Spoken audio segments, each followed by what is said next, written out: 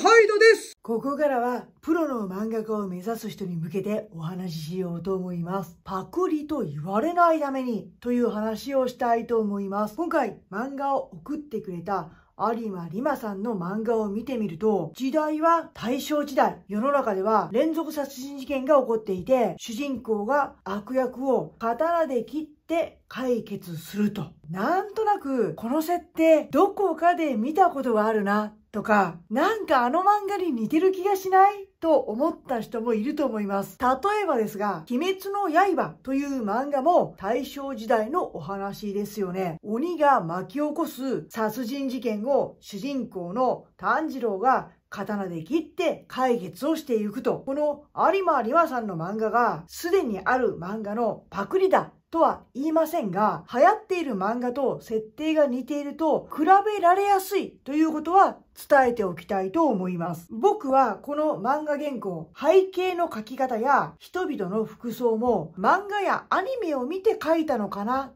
ていうふうに思ったんですね。本当に自分で大正時代の街並みとか人々の生活の様子を調べて描いたのかなと思いました。漫画を見て漫画を描くというのは漫画家の卵たちのあるあるなんですね。もちろんスタートはそれでいいと思います。僕も小学生の頃初めて漫画を描き始めたんですけども、小学生の時に描いてる漫画っていうのはすでにある漫画のほぼ丸写しでした。だからスタートはそれでいいんですね。ですけども、プロを目指すのであれば大人になってからもそのやり方をしているのでは通用しないし、もしこれがいやいや調べて描きましたよというのであればシンプルに画力不足ということになります。漫画を描き始めた人たちというのは今流行っている漫画に影響されて漫画を描きがちです。例えばですが、鬼滅の刃という漫画に影響されて自分も漫画を描き始めたという人たちは大正時代の物語とか、悪者は鬼たちとか、主人公の武器は刀とか、兄と妹の兄弟愛とか、こういう設定で漫画を描きがちなんですね。で、こういう設定を書いてはいけないと僕は言いません。ただ、今流行りの漫画やアニメの設定と近い漫画を描いていると、損をしやすいということをお伝えしたいんですよね。どうして損をするかというと、大きく3つあります。一つは二番煎じと思われるっていうことですよね。なんかこれ見たことある。なんか読んだことある。売れてる漫画と似てないとかね。いうふうに言われてしまうとこで損をすると。二つ目はパクリと思われる。もしくは言われるですよね。あの漫画の影響を受けたんだねとか、〇〇先生を尊敬してるんだねと言われるのであればまだマシなんですよ。だけど、あれパクったよねっていう風に言われたり思われたりするのが一番きついし損なんですよね。パクったっていうことは要するにその人にアイディア力がないとか発想力が貧困っていう風に思われるということですよ。三つ目は売れてる漫画以上の魅力がないと認められない。つまりハードルが高くなるっていうことですよね。こういったことが起こりうるので損をしますよというふうに、僕は伝えておきたいわけですよ。で、しかも漫画家の卵たちは影響を受けた漫画が掲載されている雑誌に投稿や持ち込みをしようと考える人が多いです。影響を受けた漫画とか雑誌っていうのは神と思ってますからね。そこで自分も同じように漫画が載りたいというふうに思いがちなんですね。例えば、鬼滅の刃という漫画に影響された人は、それが載ってるジャンプでデビューをしたいと思う人がほとんどです。だけど、ここが要注意なんですよね。そういうふうに考えている漫画家の卵たち、学生たち、めちゃくちゃたくさんいるような気がしませんか？これは何年か前に僕が雑誌の編集さんから聞いた話なんですけど、ちょっと前にね、ベルセルクっていう漫画が流行った時があったんですよ。これは白戦車のヤングアニマルという雑誌で連載していた漫画で、中世ヨーロッパが舞台のダークファンタジーっていう風に言われてるかな。これ好きだったとか、知ってるっていう人もいると思います。で、その漫画が流行ってる時に、僕はヤングアニマルの編集さんと話したことがあるんですけども、持ち込みに来る、漫画家志望者たちですよね。その人たちが持ってくる漫画、全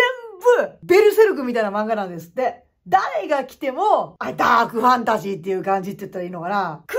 る人、みんなベルセルクみたいな漫画ばっかりで、もういらないっていう風におっしゃってましたよね。うちにはもうベルセルクっていうヒット作があるわけだから、そういうファンタジーの枠はもう埋まってるわけですよね。だから同じような漫画を持ってこられても困るっていう風に言ってました。じゃあ、今、ヤングアニマルではどんな漫画が欲しいと思ってるんですかって聞いたら、スポーツ漫画が欲しいって言ってました。つまり、売れてる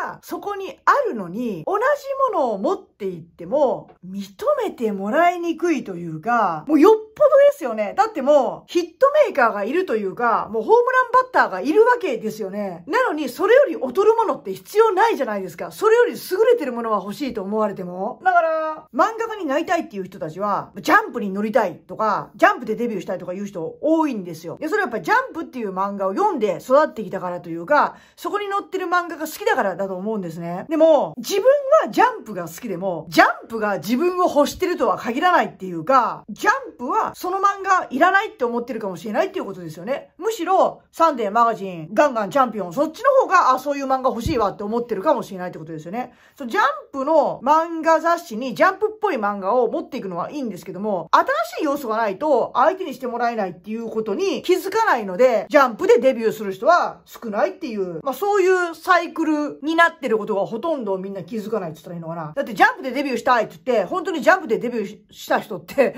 見たことあるみんな。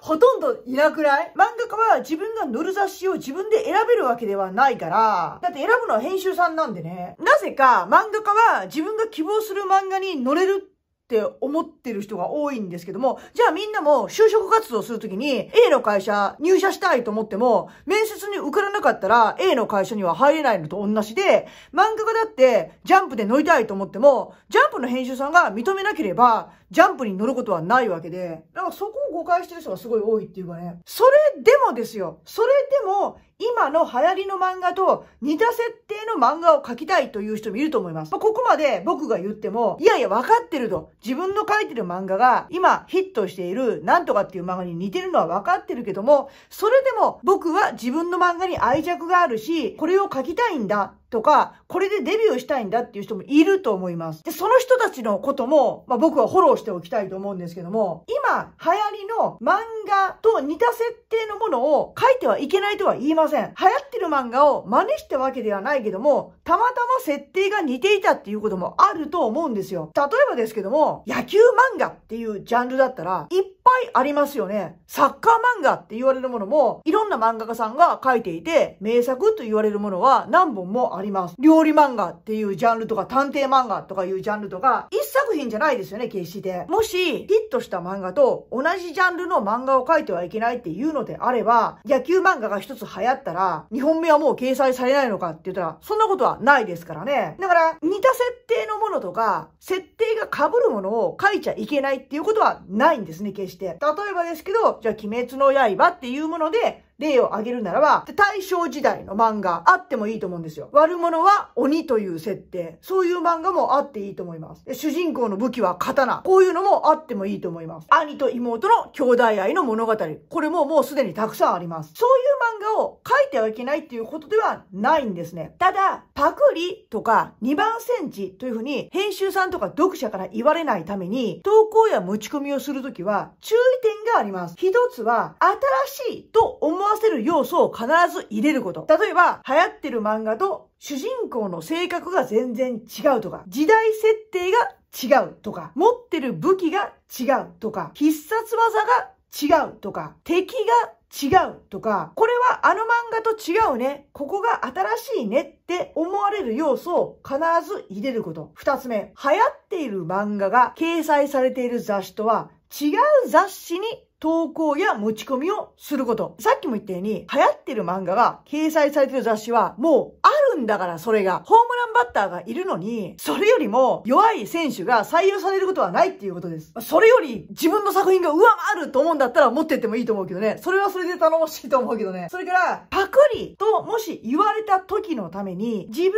こういう考えがあってこの漫画を描きましたという言葉を用意しておくことだよね。例えば、この漫画は僕が小学生の時から温めていた設定なんです。とか、今の流行りの漫画は、それはそれで面白いけど、この要素が足らないから、こういうものを加えて書きました。とか、それかもういっそ、〇〇先生を尊敬していると言い切るとかいうのもいいと思います。例えば、鬼滅だったら、後藤芸小夜春先生を尊敬してるから、先生のような漫画が描きたくて、こういうのにチャレンジしましたとかいうのもいいと思います、僕は。もちろんそれに対して編集さんはいろいろ言うと思うけれども、尊敬してる先生から習おうとか、お手本にしようっていうことは悪いことじゃないからね。もちろんそれを超えるようにっていうことは編集さんは言ってくるとは思うけど、もう好きなものは好きって言い切っちゃうっていうのも僕はいいと思います。そういう風に返せる言葉があれば、そうなのかと思って自分の漫画を読んでみようっていう編集さんはいると思うし、認めてくれる人も出てくると思います。自分の漫画がパクリと言われないためにというお話でした。漫画原稿を書くヒントにしてください。あなたの漫画は